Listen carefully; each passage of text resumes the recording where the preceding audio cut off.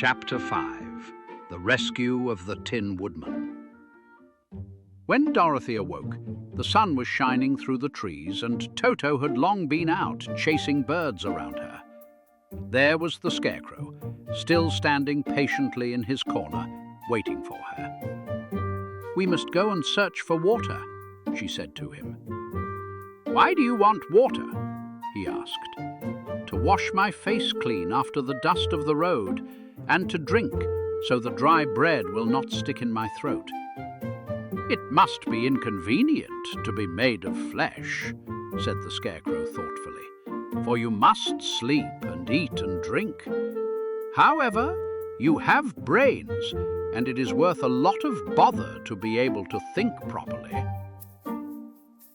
They left the cottage and walked through the trees until they found a little spring of clear water, where Dorothy drank and bathed and ate her breakfast. She saw there was not much bread left in the basket, and the girl was thankful the Scarecrow did not have to eat anything, for there was scarcely enough for herself and Toto for the day. When she had finished her meal and was about to go back to the road of yellow brick, she was startled to hear a deep groan nearby. "What was that?" she asked timidly. "I cannot imagine," replied the Scarecrow, "but we can go and see." Just then, another groan reached their ears, and the sound seemed to come from behind them.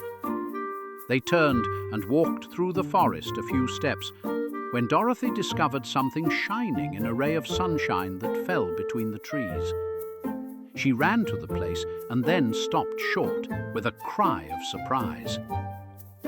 One of the big trees had been partly chopped through, and standing beside it, with an uplifted axe in his hands, was a man made entirely of tin. His head and arms and legs were jointed upon his body, but he stood perfectly motionless, as if he could not stir at all. Dorothy looked at him in amazement, and so did the Scarecrow, while Toto barked sharply and made a snap at the tin legs, which hurt his teeth. "Did you groan?" asked Dorothy. "Yes," answered the Tin Man, "I did.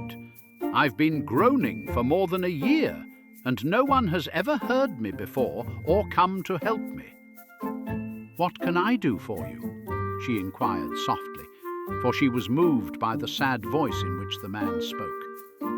"Get an oil can and oil my joints," he answered. "They are rusted so badly that I cannot move them at all. If I am well oiled, I shall soon be all right again. You will find an oil can on a shelf in my cottage." Dorothy at once ran back to the cottage and found the oil can, and then she returned and asked anxiously, "Where are your joints?" "Oil my neck first," replied the Tin Woodman. So she oiled it, and as it was quite badly rusted, the Scarecrow took hold of the tin head and moved it gently from side to side until it worked freely, and then the man could turn it himself. "Now oil the joints in my arms," he said. And Dorothy oiled them, and the Scarecrow bent them carefully until they were quite free from rust and as good as new. The Tin Woodman gave a sigh of satisfaction and lowered his axe, which he leaned against the tree. "This is a great comfort," he said. "I have been holding that axe in the air ever since I rusted, and I'm glad to be able to put it down at last. Now, if you will oil the joints of my legs, I shall be all right once more." So they oiled his legs until he could move them freely, and he thanked them again and again for his release, for he seemed a very polite creature and very grateful. "I might have stood there always if you had not come along," he said, "so you have certainly saved my life. How did you happen to be here?" "We are on our way to the Emerald City to see the Great Oz," she answered, "and we stopped at your cottage to pass the night." "Why do you wish to see Oz?" he asked. "I want him to send me back to Kansas, and the Scarecrow wants him to put a few brains into his head," she replied. The Tin Woodman appeared to think deeply for a moment, Then he said, "Do you suppose Oz could give me a heart?" "Why, I guess so," Dorothy answered. "It would be as easy as to give the Scarecrow brains." "True," the Tin Woodman returned. "So, if you will allow me to join your party, I will also go to the Emerald City and ask Oz to help me."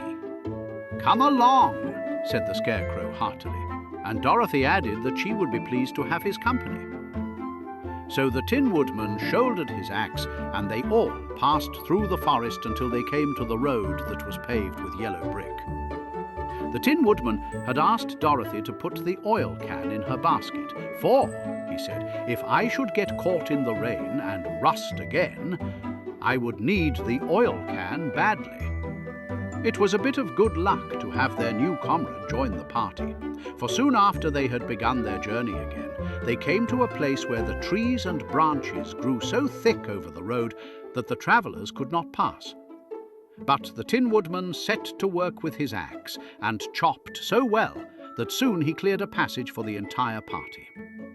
Dorothy was thinking so earnestly as they walked along that she did not notice when the Scarecrow stumbled into a hole and rolled over to the side of the road.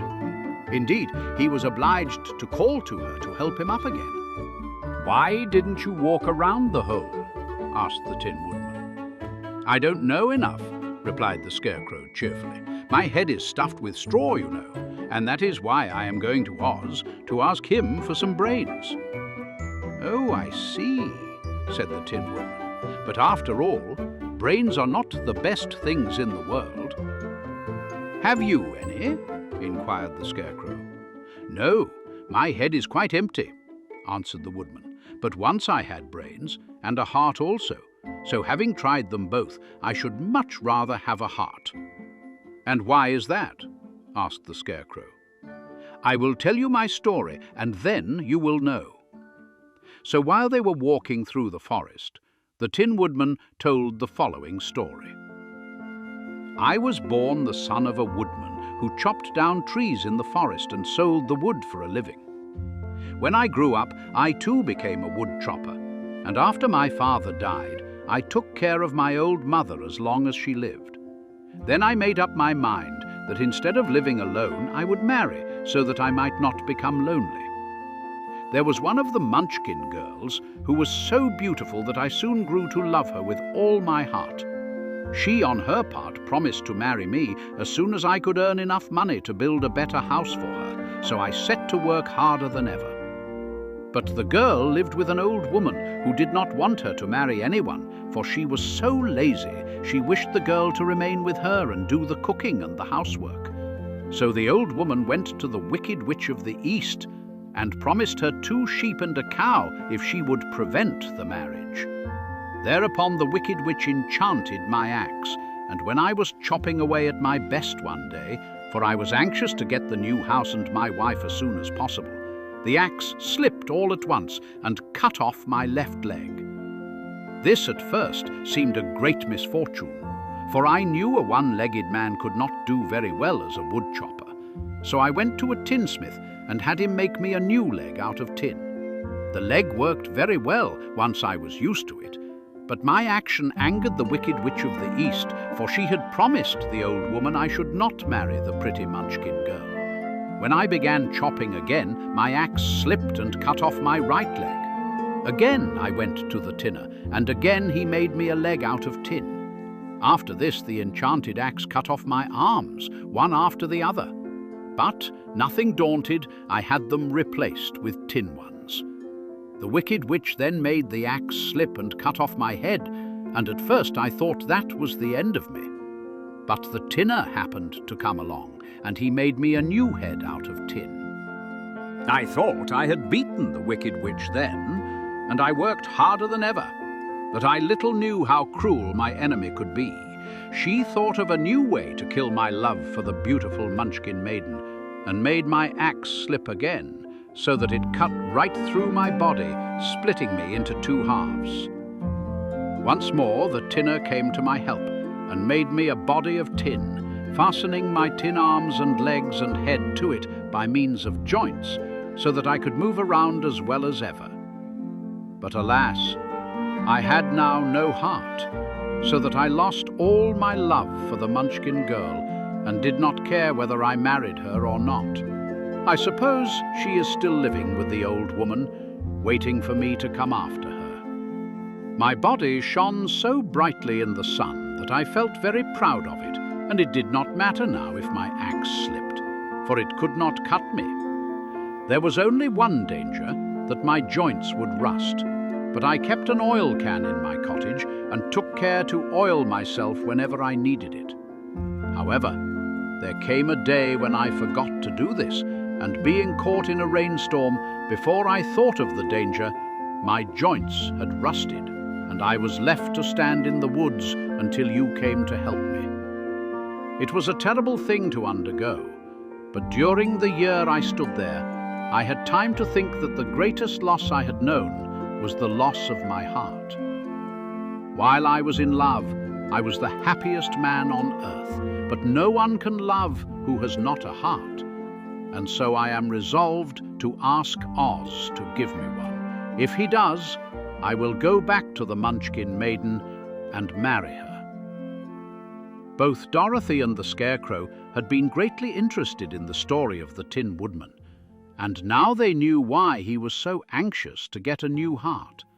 "All the same," said the Scarecrow, "I shall ask for brains instead of a heart, for a fool would not know what to do with a heart if he had one." "I shall take the heart," returned the Tin Woodman, "for brains do not make one happy, and happiness is the best thing in the world."